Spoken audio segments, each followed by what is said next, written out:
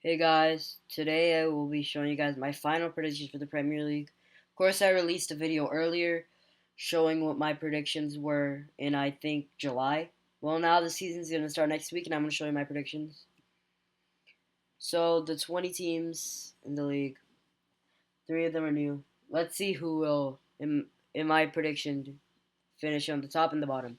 First, 20th place, we have Ipswich. I'm putting Ipswich in 20th. They have a new manager in Gary O'Neill after Kieran McKenna left. So there is already going to be an adjustment period. They're also coming back from up from the championship, and we've seen how difficult it is for new promoted teams to stay up. Like last year, two out of the three teams went down.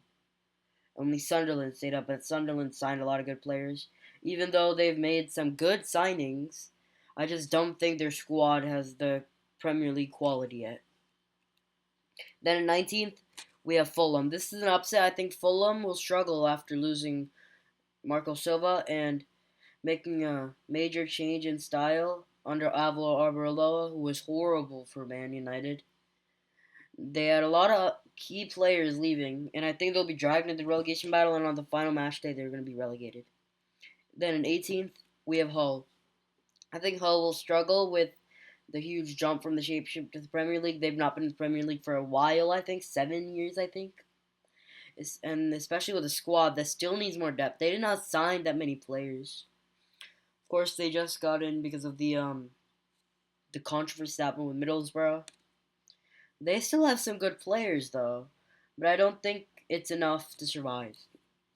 Then our first team out of the relegation zone, it is Palace. I think Oliver Glasner has a huge blow, such a successful period, and Peter Sage has a big job taking over Palace.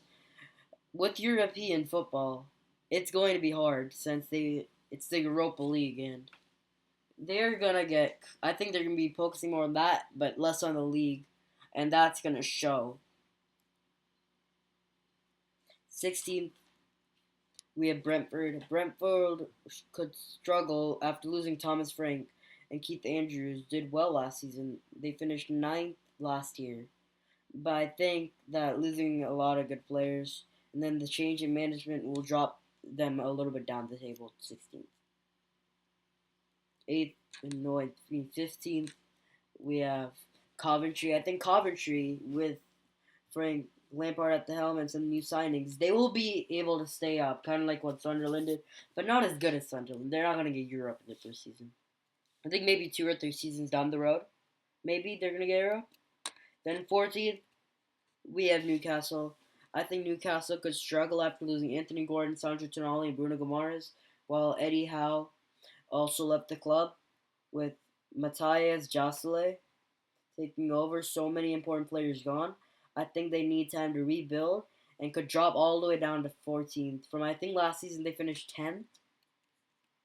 Then in 13th place we have Tottenham. I think they'll do better than last season, but they'll still struggle a little bit after losing Thomas Romero and Jed Spence. I think Spurs will have a disappointing league campaign once again. 12th, Everton. I think Everton will have another solid but unspectacular season under David Moyes. Their squad has improved, but they still lack a lot of attackers. Of course, Jack Grealish played for them last season. He is not that good anymore. But yeah, they're going to have a hard time with that attack, leading them to finish mid-table. 11th, Brighton. I think Brighton will have another tough season. No, I mean a tougher season. After lost some players like Danny Welbeck, James Milner retired. They also have European football, which will have a heavy effect on their players' energy. And their manager is still building their team. And I think they'll finish mid-table. Then in 10th, we got Leeds. I think Leeds will surprise some people because they just came up last season and they have a solid team. They have a few players that just came from the World Cup. I think they'll be able to stay and just make the top 10. Ninth, Bournemouth. I think Bournemouth can build their excellent sixth place finish but they will drop a little bit because of Europe's energy crisis. So Europe's not energy crisis. Like their energy is dropping low because they have more games. Okay, in eighth we have Forest. This is the first European spot taken. I think Forest will have another strong season, and they strengthened their defense with Osman Diomande. So I think they can still finish in the top half, but again, I don't think they have Champions League quality though. Seventh, Sunderland. I think Sunderland can build in their seventh place finish by finishing in the same exact place. I think in like 5 or 6 seasons they'll be able to push for Champions League. Sixth, we have Liverpool. I think Liverpool will struggle under Andrea Iraola, who actually played for my club NYCFC, and Arne Slot did horrible, and of course Salah left, Robertson left. So yeah, they have a lot. They have a lot of work to do. Yeah, I think that's gonna affect them a lot. Then in fifth, we finally have the Champions League.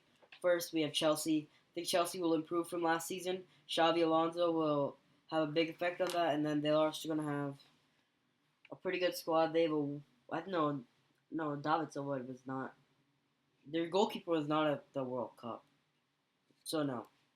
I think that they're gonna finish in fifth, just because of Xavi Alonso, such a good manager. So in fourth, we have Villa.